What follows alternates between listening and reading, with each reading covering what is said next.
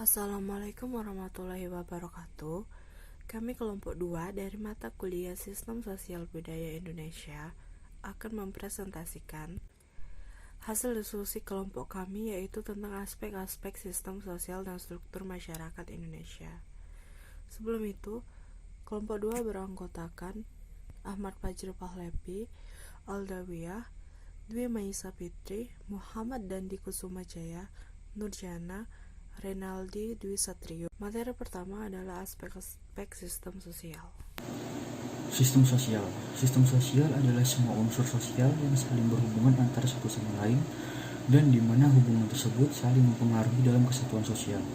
Dalam sistem sosial, paling tidak harus terdapat dua orang atau lebih yang saling berinteraksi satu sama lain, mempunyai tujuan dari interaksi tersebut, mempunyai struktur, simbol, dan tujuan bersama. Unsur-unsur sistem sosial. Suatu sistem sosial yang menjadi perhatian berbagai ilmu sosial pada dasarnya merupakan wadah dari proses-proses pola-pola interaksi sosial. Secara struktural, suatu sistem sosial akan mempunyai unsur-unsur pokok dan unsur-unsur pokok ini merupakan bagian yang menyatu di dalam sistem sosial. Alvin L. Bertrand menyebutkan bahwa terdapat 10 unsur yang terkandung dalam sistem sosial, yang terdiri dari status, peranan, dan perbedaan sosial. Saya akan menjelaskan unsur-unsur sistem sosial menurut Alvin L. Bertrand. Yang pertama, keyakinan atau pengetahuan. Merupakan unsur sistem sosial yang dianggap sebagai pedoman dalam melakukan penerimaan suatu pengetahuan dalam kehidupan kelompok sosial di masyarakat. Yang kedua, perasaan atau sentimen. Merujuk pada bagaimana perasaan anggota suatu sistem sosial atau anggota kelompok tentang hal-hal, peristiwa-peristiwa, serta tempat-tempat tertentu. Yang ketiga, tujuan, sasaran, dan cita-cita. Merupakan pedoman bertindak agar program kerja yang telah ditetapkan dan disepakati bersama dapat tercapai secara efektif. Yang keempat adalah norma, merupakan unsur sistem sosial yang dianggap paling kritis untuk memahami serta meramalkan aksi atau tindakan manusia. Apabila tingkah laku seseorang dipandang wajar dan sesuai dengan norma-norma yang berlaku dalam kelompoknya, maka interaksi dalam kelompok tersebut akan berlangsung dengan wajar sesuai dengan ketetapan-ketetapan bersama. Yang kelima, status dan peranan. Status merupakan serangkaian tanggung jawab, kewajiban, serta hak-hak yang sudah ditentukan dalam masyarakat. Sedangkan peranan adalah pola tingkah laku yang diharapkan dari orang pemangku status. Peranan-peranan sosial yang saling berpadu sedemikian rupa sehingga saling tunjang-menunjang secara timbal balik dalam hal yang menyangkut tugas, hak, dan kewajiban. Suatu penampilan peranan status adalah proses penunjukan atau penampilan dari status dan peranan sebagai unsur struktural di dalam sistem sosial. Yang keenam, tingkatan atau pangkat merupakan unsur sistem sosial yang berfungsi menilai perilaku-perilaku anggota kelompok ini dimaksudkan untuk memberikan kepangkatan atau status tertentu sesuai dengan prestasi yang telah dicapai. Yang ketujuh, kekuasaan atau pengaruh merupakan patokan bagi para anggota suatu kelompok atau organisasi dalam menerima berbagai perintah dan tugas. Oke, baiklah, di sini saya akan melanjutkan penjelasan materi selanjutnya. Selanjutnya itu sanksi, yaitu merupakan suatu ancaman yang ditetapkan oleh masyarakat terhadap anggota-anggotanya yang melanggar norma sosial kemasyarakatan. Kemudian yaitu sarana dan fasilitas, yaitu merupakan satu cara yang ditetapkan masyarakat untuk mencapai tujuan dari sistem sosial.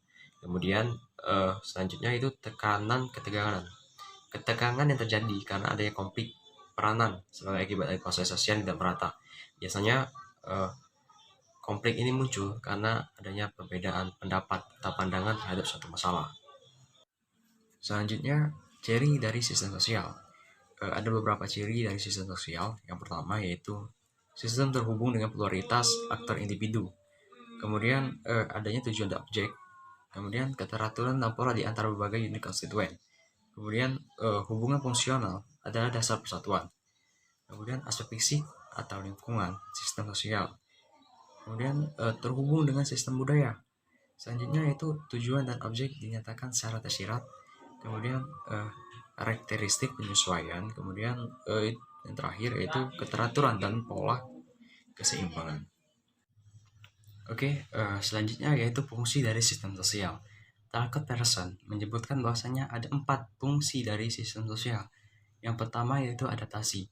Itu merupakan upaya-upaya untuk melakukan penyelamatan sumber daya yang ada di lingkungan terbatas, kemudian mendistribusikannya sehingga sistem sosial tetap berjalan dengan baik.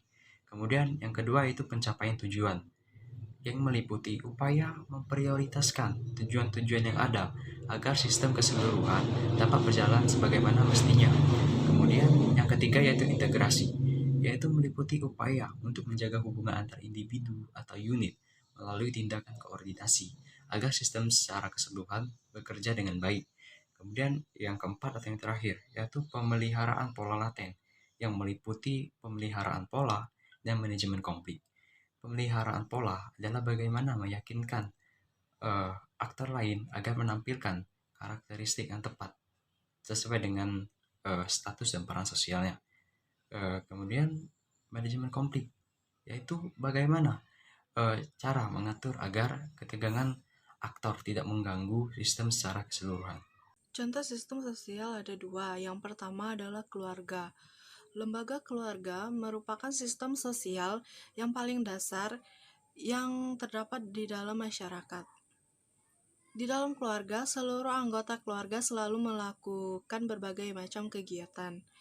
Ada sebuah ketergantungan di sana, yaitu antar anggota keluarga selalu membutuhkan satu dengan yang lainnya, sehingga membentuk sistem sosial dalam keluarga. Yang kedua adalah gotong royong. Gotong royong merupakan kegiatan yang sering dilakukan di lingkungan masyarakat, sama halnya dengan kegiatan kerja bakti. Gotong royong juga merupakan sistem sosial yang ada di dalam masyarakat. Gotong royong dilakukan karena adanya saling bergantung antar warganya. Materi selanjutnya yaitu tentang struktur sosial. Struktur sosial dapat dikatakan sebagai pola hubungan sosial antara manusia atau kelompok dalam masyarakat dalam kehidupan sehari-hari. Menurut Abdul Shani, melihat struktur sosial sebagai sebuah tatanan sosial dalam kehidupan masyarakat, tatanan sosial dalam kehidupan masyarakat merupakan jaringan dari unsur-unsur sosial yang pokok, seperti kelompok sosial, kebudayaan, dan lain-lain. Struktur sosial dapat diartikan sebagai jalinan unsur-unsur sosial yang pokok. Struktur sosial mencakup sifat-sifat hubungan antara individu dalam kelompok dan hubungan antara individu dengan kelompoknya. Unsur-unsur struktur sosial. Menurut Charles, struktur sosial tersusun atas 10 unsur-unsur penting sebagai berikut. Yang pertama, adanya pengetahuan dan keyakinan yang dimiliki oleh para anggota masyarakat yang berfungsi sebagai alat analisis dari anggota masyarakat.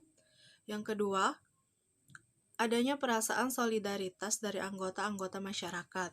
Yang ketiga, adanya tujuan dan cita-cita yang sama dari warga masyarakat. Yang keempat, adanya nilai-nilai dan norma-norma yang dijadikan sebagai patokan dan pedoman bagi anggota masyarakat dalam bertingkah laku. Yang kelima, adanya kedudukan dan peranan sosial yang mengarahkan pola-pola tindakan atau perilaku warga masyarakat. Yang keenam, adanya kekuasaan berupa kemampuan memerintah dari masyarakat yang memegang kekuasaan, sehingga sistem sosial dapat berlanjut. Adanya tingkatan dalam sistem sosial yang ditentukan oleh status dan peranan anggota masyarakat. Yang selanjutnya, adanya sistem sanksi yang berisikan ganjaran dan hukuman dalam sistem sosial, sehingga norma tetap terpelihara.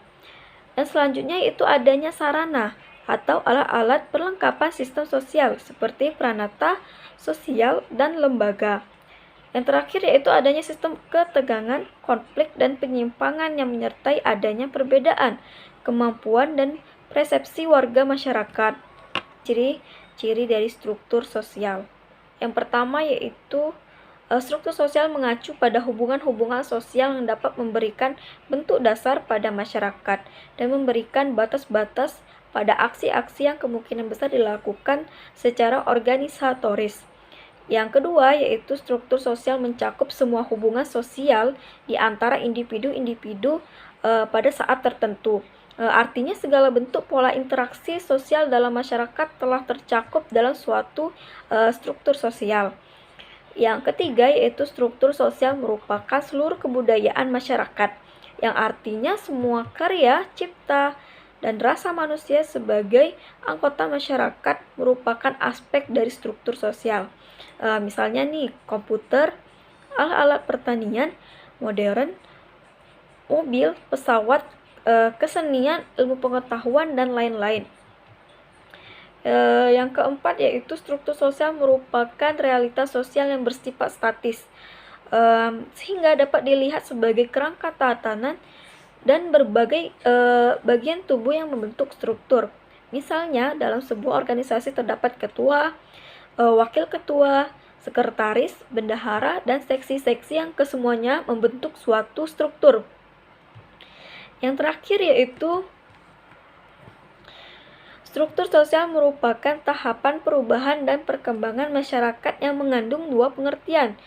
Yang pertama, di dalam struktur sosial terdapat peranan yang bersifat empiris dalam proses perubahan dan perkembangan. Yang kedua, dalam setiap perubahan dan perkembangan tersebut terdapat tahapan perhentian, di mana terjadi stabilitas, keteraturan, dan integrasi sosial yang berkesinambungan sebelum kemudian terancam oleh proses ketidakpuasan dalam tubuh masyarakat. Fungsi struktur sosial di masyarakat. Yang pertama itu sebagai pengawas sosial. Struktur sosial berfungsi sebagai penekan atau antisipasi adanya pelanggaran terhadap norma-norma atau nilai dan peraturan dalam kelompok masyarakat. Yang kedua yaitu identitas kelompok masyarakat. Pada poin ini, struktur sosial berfungsi sebagai penegas identitas suatu kelompok masyarakat. Identitas ini membuat kelompok masyarakat memiliki ciri khas atau karakteristik yang berbeda dengan kelompok lainnya. Yang ketiga, menanamkan disiplin sosial pada kelompok masyarakat. Karena terbentuk dari kelompok masyarakat, fungsi struktur sosial membantu setiap individu yang bergabung dalam suatu kelompok masyarakat untuk memiliki kesadaran bersikap, kebiasaan, dan perilaku yang mencerminkan kelompok masyarakatnya. Elemen dasar struktur sosial. Pada dasarnya, struktur sosial mempunyai 4 komponen atau elemen dasar, yaitu status sosial, peranan, kelompok, dan institusi. Selain pembedaan masyarakat secara hierarkis, kita juga mengenal pembedaan sosial yang sifatnya tidak hierarkis, yaitu pembedaan agama, ras, suku bangsa, dan jenis kelamin. Pembedaan-pembedaan dalam masyarakat secara horizontal maupun vertikal merupakan bagian struktur sosial yang ada dalam masyarakat. Struktur sosial mempunyai beragam bentuk di dalam masyarakat. Bentuk-bentuk struktur sosial tersebut adalah pelapisan sosial, stratifikasi sosial, dan diferensiasi sosial. Contoh struktur sosial masyarakat. Berdasarkan diferensiasi sosial, semua kelompok dan golongan dianggap sama dan sejajar, baik itu berdasarkan ras, suku, klan, agama, profesi, dan jenis kelamin. Contoh struktur sosial masyarakat Indonesia adalah berdasarkan klan, seperti yang dialami oleh klan Da Costa dari Flores dan klan Siregar dari Batak. Meskipun nama klan mereka berbeda, namun tiap klan memiliki peran dan posisi yang sama di masyarakat. Berdasarkan stratifikasi sosial. Stratifikasi sosial adalah penggolongan atau pengelompokan masyarakat. Stratifikasi membagi masyarakat secara vertikal. Artinya, ada kelompok masyarakat yang memiliki posisi lebih tinggi dari yang lainnya. Contoh struktur sosial masyarakat Indonesia berdasarkan stratifikasi sosial adalah adanya sistem kasta di beberapa kebudayaan masyarakat.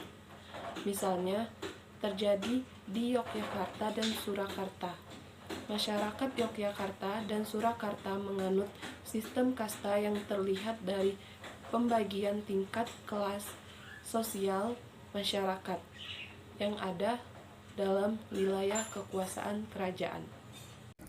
Terima kasih atas perhatiannya. Wassalamualaikum warahmatullahi wabarakatuh.